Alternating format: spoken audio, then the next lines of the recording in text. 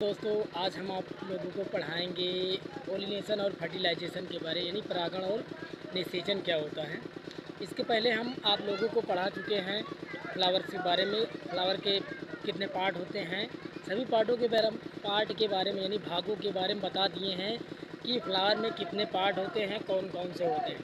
जैसे आपको बताए हैं कि जायांग क्या होता है, पुमंग क्या होता है, और कैलिक्स यानी करोला क्या होता है, बाह्य दलपुंज और दलपुंज क्या होते हैं। इनके बारे में हम आप लोगों को डिटेल में बता चुके हैं। अब हम इस क्लास में आपको बताएंगे कि पोलिनेशन और फर्टिलाइजेशन क्या होता है, यानी परागण और निषेचन क्या होता है। इसके बारे में हम चर्चा करेंगे, इसमें पढ़ाने चल रहे हैं। तो दोस्तों, सबसे पहले हम आपको बता दें कि परागण कैसे होता है। फिलहाल मैंने आपको बता दिया है कि परागण क्या है, कैसे होता है, फिर भी बता दे रहे हैं हम आपको। पोलन ग्रेन यानी पोलन ग्रेन तो आपको बता दिए हैं कि पोलन ग्रेन किस पार्ट का और क्या है। पोलन ग्रेन का स्टिग्मा तक पहुंचने की प्रक्रिया परागण हो जाता है। मतलब पोलन यानी जो मेल पार्ट का एंथर होता है उसमें क्या होता है, पोलन ग्रेन मौजूद होते हैं। तो पोलन ग्रेन का स्टिग्मा यानी वर्तिकाग्र तक पहुंचने की प्रक्रिया को ही हम क्या कहते हैं, परागण।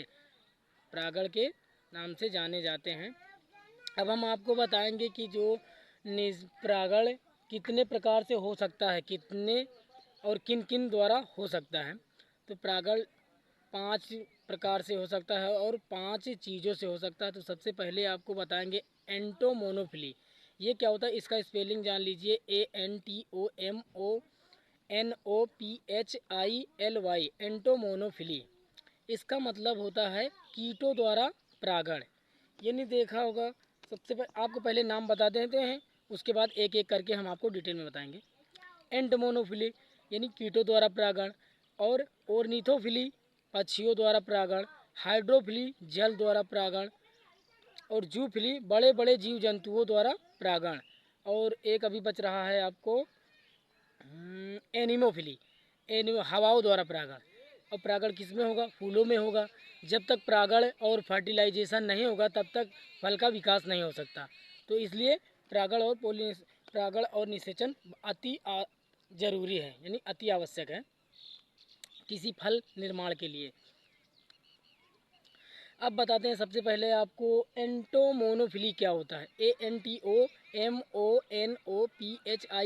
एंटोमोनोफिली क्या होता है कि मतलब कुछ कुछ ऐसे पौधे, ज़्यादातर आपको देखने को मिले 95% जो पुष्प होते हैं उनमें जो परागण होता है वो कीटों के द्वारा होता है। फॉर एग्जांपल के लिए कुछ भी ले सकते हैं आप, गुलाब हो गया, और गुड़हल हो गया, और अन्य कई फूल हैं जिनमें क्या होता है, कीटों द्वारा ही परागण होता है। कीटों द्वारा परागण कैसे होता है, जैसे फॉर एग्जांपल के लिए आपको गेंदा का फूल यानी मैरीगोल्ड यानी गेंदा का फूल ले लेते हैं।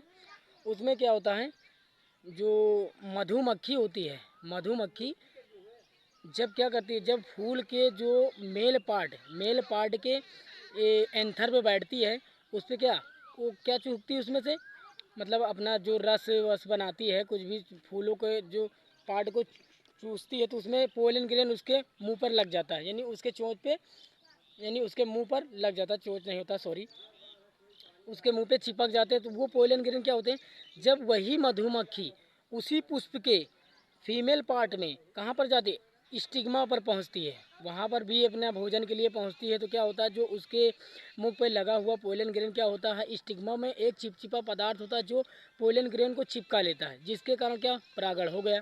तो इसे ही हम कहते हैं कीटों द्वारा परागण, कीड़े मकोड़े कुछ भी कह सकते हैं। और ऑर्निथोफिली यानी ORNITHOPHILO, ऑर्निथोफिली सॉरी LY है, ऑर्निथोफिली। पक्षियों द्वारा परागण कैसे होता है, क्या होता है, जब कभी कभी देखा होगा आपने, जो गौरैया होता है, स्पैरो जिसे बोलते हैं, या फिर और कोई भी चिड़िया ले सकते हैं, कई चिड़िया हैं, कोयल हो गई, जब फूलों में क्या वो रस चूखने के लिए जाती हैं तो उनके भी मुंह पे क्या होता है, पोलन ग्रेन लग जाता है। पोलन ग्रेन जब मेल पार्ट के एंथर पर जाके अपना भोजन प्राप्त करती हैं तो उनके चोंच पे क्या लग जाता है, पोलन ग्रेन चिपक जाते हैं। तो वही पोलन ग्रेन चिपके रहते हैं, जब वही पक्षी जाके उसी पुष्प के फीमेल पार्ट यानी स्टिग्मा पर जाती है तो वहाँ पर भी अपना भोजन कुछ ग्रहण करती है। तो क्या होता है, उसमें एक चिपचिपा पदार्थ होता है कि यहाँ पर स्टिग्मा में, तो वो पोलन ग्रोन को चिपका लेती है, जिसके कारण क्या हो गया, ओर्निथो द्वारा यानी पक्षियों द्वारा परागण हो गया। अब आपको बता दें एनिमोफिली क्या होता है, हवाओं द्वारा परागण। हवाओं द्वारा परागण कैसे होगा, कभी कभी आप फॉर एग्जांपल के लिए सीजन आ रहा है जो गेहूं और धान का आ रहा है इस समय। अब आप देखेंगे जब बीज को हम बो देते हैं तो वही बीज जब बड़ा हो जाता है तो जब उसमें जो फूल हो जाते हैं जिसे देहाती भाषा में गाला वाला बोलते हैं, तो क्या होता है इसमें तो कीड़े या फिर मधुमक्खियों द्वारा एक एक अगर मतलब वो परागण करना चाहेंगी तो बहुत टाइम लग जाएगा। 4 महीने तो ऐसे ही निकल जाएंगे, क्योंकि एक पेड़ तो होता नहीं है, मतलब एक खेत में एक पौधा तो होता नहीं, बहुत सारे होते हैं। तो क्या होता है, जब हवा चलती है, हवा ऐसे चलती है तो क्या होते हैं, दोनों एक पेड़ दूसरे पेड़ से टकरा जाते हैं। जब टकरा जाते हैं तो जो मेल पार्ट का पोलन ग्रेन होता है वो फीमेल पार्ट के स्टिग्मा पर पहुंच जाता है, जिसके कारण परागण हो जाता है यानी पोलिनेशन हो जाता है। तो इसे हम कहते हैं एनिमोफिली, हवाओं द्वारा परागण। अब हम आपको बता दें हाइड्रोफिली क्या होता है। हाइड्रोफिली का मतलब होता है जल द्वारा परागण। कैसे होगा, कुछ ऐसे पुष्प, हाइड्रोफिली की स्पेलिंग बता दें, HYDROPHILY, हाइड्रोफिली हो गया। यानी कुछ ऐसे पौधे होते हैं जो जलों में पाए जाते हैं, उनमें क्या होता है परागण, उनमें परागण जल के माध्यम से हो जाता है। अब आप लोग ये सोच रहे होंगे जो लोटस होता है जिसे बोलते हैं कमल, उसमें मतलब जल द्वारा ही परागण होता है, ऐसा नहीं है बिल्कुल, क्योंकि वो पानी के ऊपर होता है, जिसके कारण उसमें जल द्वारा परागण नहीं हो सकता। तो उसमें जो मधुमक्खियाँ होती हैं उसी के माध्यम से ही परागण होता है। तो ये हो गया हमारा हाइड्रोफिली। अब हम आपको बताएंगे कि जूफिली क्या होता है। जूफिली की स्पेलिंग जान लीजिए, ZOOPHILY, जूफिली हो गए यानी बड़े बड़े। आपसे हम सबसे पहले पूछना चाहेंगे कि दुनिया का सबसे बड़ा पुष्प किसे कहा जाता है, उसका नाम क्या है, आप लोग बताइएगा। चलो ठीक है, अच्छा मैं ही बता देता हूँ। दुनिया का जो सबसे बड़ा पुष्प है वो होता है रिफ्लेसिया, यानी ये तो कॉमन सी है, सभी जानते हैं, लगभग आशा करता हूँ कि सभी लोग जानते होंगे कि रिफ्लेसिया होता है। तो इसमें क्या होता है, छोटे जो कीड़े मकोड़े या फिर मधुमक्खियाँ तो मतलब परागण कर नहीं सकती, क्योंकि वो खुद दब जाएंगी। इतना वजन फूल और इतना बड़ा, इसका वेट कितना होगा कोई बताएगा कि रिफ्लेसिया का वजन कितना होता है लगभग। मैं ही बता देता हूँ, जो रिफ्लेसिया का वज़न होता है वो 40 किलोग्राम का होता है। रिफ्लेसिया का वज़न 40 किलोग्राम का होता है। तो इसमें छोटे छोटे जो मतलब कीड़े मकोड़े या फिर जो क्या बोलते हैं मधुमक्खियाँ वगैरह, ये सब तो परागण कर नहीं सकती। तो हाथी आप जानते हैं, एलिफेंट जो होती है, तो रेफ्लेसिया में जो बड़े जीव जंतु हैं उनके द्वारा परागण होता है। जैसे हाथी है, हाथी ने रेफ्लेसिया को मतलब भोजन के रूप में उसको खाया और उसके सूंड में क्या पोलन ग्रेन चिपक गया। जब वो उसी पुष्प के दूसरे पार्ट को खाएगी जो फीमेल पार्ट है, या फिर दूसरे फूल को जाके मतलब दूसरे पेड़ के दूसरे पुष्प को खाएगी और फीमेल पार्ट खाएगी, तो स्टिग्मा क्या करता है, उसको चिपका लेता है, जिसके कारण उसमें परागण हो गया। तो अब दोस्तों हम बता दिए आप लोगों को कि परागण कितने प्रकार से होता है, किन किन किन द्वारा होता है। अब हम आपको बताने चल रहे हैं कि परागण कितने प्रकार से होता है। अभी इसके पहले हमने आपको बताया कि किसके किसके द्वारा होता है, अब हम आपको बताएंगे कितने प्रकार से होता है। जो पोलिनेशन होता है वो दो प्रकार से होता है। कौन कौन से, स्वपरागण और परपरागण। आपको बता दें, अब आप लोग ये बताइएगा कि स्वपरागण क्या होता है और परपरागण क्या होता है। नॉर्मल ही आप सभी को पता ही होगा, क्योंकि ज़्यादातर लड़के जानते ही होंगे। ठीक है, मैं ही बता दे रहा हूँ। जो स्वपरागण होता है, स्वपरागण किसे कहते हैं, यानी स्वयं में जो परागण। देखिए इसमें क्या होता है, एक पुष्प में होता है या फिर एक पेड़ के अलग अलग पुष्पों में हो जाता है परागण। जैसे कोई मतलब पौधा है, उसमें 2 फूल लगे हैं, तो 2 फूल लगे हैं, उसमें का एक फूल का जो पोलन ग्रेन है दूसरे पुष्प पर जाके पहुंच जाता है, किसी के द्वारा, कीटों द्वारा नहीं, पक्षी द्वारा, किसी के द्वारा पहुंच जाता है, उसे हम क्या कहते हैं, स्वपरागण। और या फिर उसी पुष्प के उसी फीमेल पार्ट पर जब वो स्टिग्मा पर पोलन ग्रेन पहुंच जाता है तो उसे भी हम कह सकते हैं कि स्वपरागण। यानी एक पेड़ में चाहे 2 फूल हो 4 फूल हो, उसमें जब परागण होता है एक दूसरे के बीच तो इसे हम कहते हैं स्वपरागण। लेकिन वहीं पर अब हम आपको बता दें कि परपरागण क्या होता है। जब अलग अलग पौधों के पुष्पों में परागण होता है तो क्या होता है, उसे हम परपरागण कहते हैं। जैसे गेंदा का फूल होता है, गेंदा के 2 पेड़ ले लीजिए, एक पेड़ में अलग फूल, मतलब एक पेड़ में एक फूल लगा है और दूसरे पेड़ में एक फूल लगा है, तो जो फ्लावर है तो एक दूसरे से में माना कि एक फूल में जो पोलन ग्रेन है, पोलन ग्रेन वाला पार्ट दूसरे पुष्प पे पहुंच जाता है किसी के माध्यम से और फीमेल पार्ट भी पहुंचता है स्टिग्मा पर, तो उसे कहते हैं हम परागण। परागण हो जाता है तो उसे हम क्या कहते हैं, परपरागण। समझ गए आप लोग कि जब एक अलग अलग पौधों के पुष्पों में परागण होता है, यानी अलग अलग पौधों के पुष्पों में जब परागण होता है तो उसे हम लोग बोलते हैं परपरागण। तो आशा करता हूँ आप लोग समझ गए होंगे।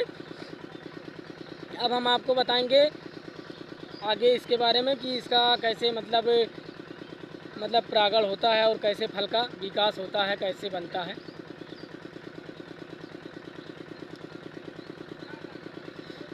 तो दोस्तों आप लोग गैमेट के बारे में जानते हैं। गैमेट का मतलब क्या होता है? गैमेट का मतलब होता है युग्मक।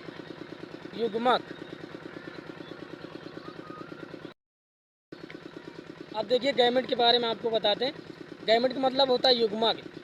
देखिए फीमेल पार्ट का जो ओवरी का जो एग होता है पुष्प में, तो उसे हम कहते हैं फीमेल गैमेट। और जो क्या बोलते हैं एंडोसियम वाला पार्ट यानी मेल पार्ट का जो पोलन ग्रेन होता है एंथर में, उसे हम क्या बोलते हैं, मतलब उसे हम कहते हैं मेल गैमेट।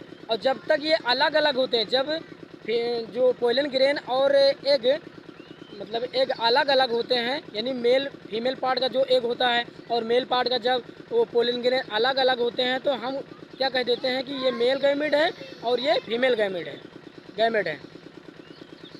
अब देखिए जब मेल पार्ट से एंथर में से जो पोलन ग्रेन, एंथर मतलब समझते हैं क्या होता है, परागकोश, जहाँ पर परागकोश उपस्थित रहता है यानी मतलब संग्रहित रहता है, उसे हम बोलते हैं एंथर।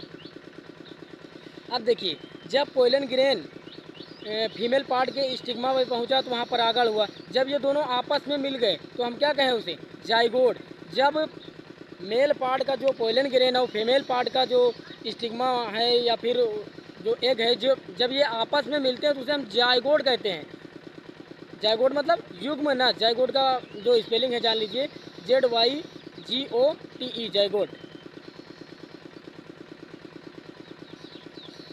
जाइगोट यानी युग्मनज। अब देखिए परागण हो गया, उसके बाद अब युग्मनज बना। अब युग्मनज के बाद क्या होता है, देखिए जब पोलन ग्रेन जो स्टिग्मा पर तो बहुत सारे आए लेकिन परागण हुआ, उसके बाद क्या हुआ, ओवरी में कितने अंडे होते हैं, ओवरी में केवल 3 ही एग पाए जाते हैं, ओवरी में 3 ही एग पाए जाएंगे। और जो स्टिग्मा पर तो बहुत से पोलन ग्रेन आए, लेकिन वहाँ जब नीचे पहुँचते हैं, नीचे जब धीरे धीरे आते हैं यानी स्टाइल वाले पार्ट में जब पहुँचते हैं फीमेल पार्ट, तो वहाँ पर 2 ही पोलन ग्रेन की जगह होता है आने के लिए। कहाँ तक पहुँचने के लिए, ओवरी तक पहुँचने के लिए। पोलन ग्रेन का ओवरी तक पहुँचने के लिए केवल दो पोलन ग्रेन के लिए जगह होता है, ना कि और सभी के लिए नहीं होता है। और ओवरी में कितने अंडे बने होते हैं, 3। अब देखिए जब वहाँ से एक पोलन ग्रेन आया और ओवरी के एक एग से मिला तो वहाँ पर क्या हुआ, फर्टिलाइजेशन हुआ यानी निषेचन हुआ। तो क्या बन गया, भ्रूण बना। क्या बना, एम्ब्रियो बन गया। पहले तो ये मिले तो जाइगोट कहलाए। जाइगोट के बाद जब वो पोलन ग्रेन जाइगोट बनने के बाद नीचे आता है, कहाँ आता है, ओवरी में। कितने पोलन ग्रेन आए, 2, केवल 2। और वहाँ पर जो ओवरी है वहाँ पर कितने अंडे हैं, केवल 3 है। वो फीमेल पार्ट होता है, नीचे फूला हुआ भाग होता है, जिसे बोलते हैं स्त्री केसर भी कह सकते हैं कभी कभी। और ओवरी होता है, वहाँ पर 3 एग होते हैं। तो वहाँ पर जब आया नीचे तो उसमें का जो 2 पोलन ग्रेन आया, एक पोलन ग्रेन एक अंडे से मिला तो क्या हुआ, फर्टिलाइजेशन हुआ यानी निषेचन हुआ। उसके दौरान क्या बना, भ्रूण बना, एम्ब्रियो बना, EMBROUYO। एम्ब्रियो, एम्ब्रियो बना। अब देखिए, अब सोचने वाली ये बात है कि जो भ्रूण बना उसको विकास होने के लिए भोजन भी चाहिए। जैसे आपको एग्जांपल के लिए बता दें, जैसे माँ के गर्भाशय में यानी यूट्रस में पल रहे भ्रूण को भोजन किसके द्वारा मिलता है? प्लासेंटा के द्वारा मिलता है। किसके द्वारा? प्लासेंटा के द्वारा। ठीक उसी प्रकार पुष्पों में क्या होता है, जो भ्रूण बनाए यानी एम्ब्रियो बना, उसको भी भोजन की ज़रूरत होगी। जब तक उसे भोजन मिल नहीं पाएगा तब तक वह फल विकसित नहीं हो पाएगा, यानी बड़ा नहीं होगा। तो उसको भोजन के लिए किसकी आवश्यकता पड़ी? अब देखिए, फर्टिलाइजेशन के दौरान दो कार्य हुए और दो चीज़ बनता है। पहले तो एक पोलन ग्रेन एक अंडे से मिला तो फर्टिलाइज हुआ यानी निषेचन हुआ, भ्रूण बना। अब अभी भी दो अंडे बचे हैं और एक पोलन ग्रेन, क्योंकि वहाँ स्टिग्मा पर से दो पोलन ग्रेन आए थे नीचे, तो उसमें से एक पोलन ग्रेन अभी भी बचा है। तो वो एक पोलन ग्रेन दो एग से मिलेगा तो वहाँ पर अब बनेगा एंडोस्पर्म। क्या बनेगा? एंडोस्पर्म, जिसे हम बोलते हैं भ्रूण कोष। एंडोस्पर्म का जो स्पेलिंग होता है ENDOSPERM, एंडोस्पर्म। इसे हम बोलते हैं भ्रूण कोष, क्योंकि भ्रूण को भोजन उसी से मिलता है, भ्रूण वहीं पर विकसित होता है। अब देखिए, जब भ्रूण उसको बन गया, मतलब दो क्रिया हुई यहाँ पर भ्रूण का विकास के लिए। भ्रूण कोष बहुत अति आवश्यक है, क्योंकि उसको भोजन मिलना चाहिए। बिना भोजन उसको पूर्ण उसे मिलेगा नहीं, न्यूट्रिशन प्राप्त होगा नहीं, तो वो फल विकसित नहीं होगा, बिल्कुल वो टूटकर वहीं पर ख़त्म हो जाएगा। तो दोस्तों, आशा करता हूँ कि आप लोगों को समझ आया होगा। जय हिंद। आज बस इतना ही। अब इसके अगली क्लास में हम आपको बताएंगे फ्रूट्स क्या होते हैं।